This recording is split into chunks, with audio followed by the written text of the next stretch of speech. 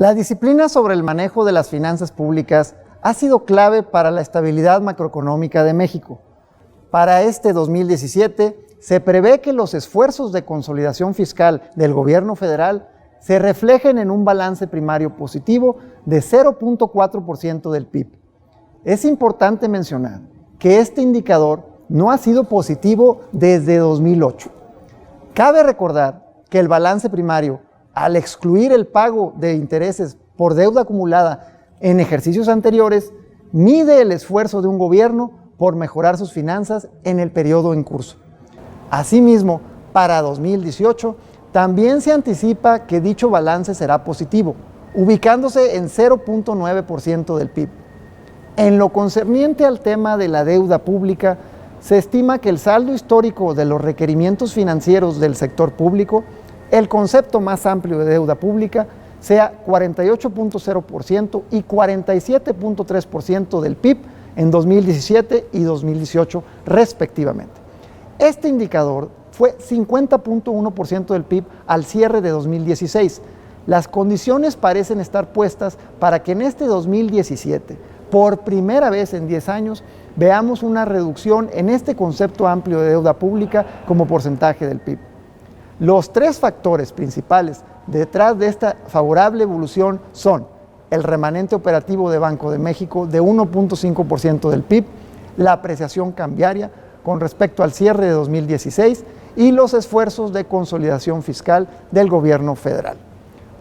Uno de los más importantes beneficios de la reforma fiscal que entró en vigor en enero de 2014 ha sido el incremento observado en la recaudación tributaria como porcentaje del PIB, la cual pasó de 8.4% a 13.9% del PIB entre 2012 y 2016.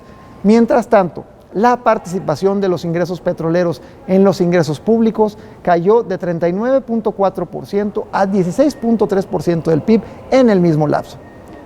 En el contexto de menores ingresos petroleros de los años recientes, de no haber sido por el aumento sustancial en los ingresos tributarios, que en términos reales fue 81.4% entre 2012 y 2016, es probable que la calificación soberana de México se hubiera reducido.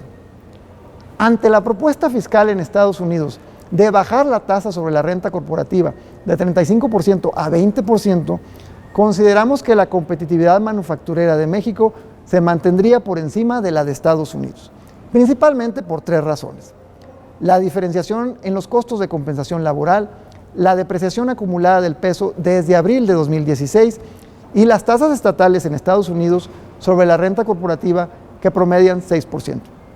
Por lo anterior, consideramos que México no debería de reaccionar reduciendo la tasa del ISR a personas morales. En el caso de que el gobierno mexicano decidiera reducir la tasa del ISR a personas morales de 30% a 20%, se trataría de una reducción permanente de 1.2% del PIB en la recaudación tributaria. Por lo tanto, la implementación de esta medida en México pondría en gran riesgo el cumplimiento de la meta de 0.9% del PIB para el superávit primario de 2018. Esto no significa que no sea deseable una nueva reforma fiscal que baje la carga fiscal a las empresas y amplíe la base de contribuyentes y la base de bienes de consumo gravables.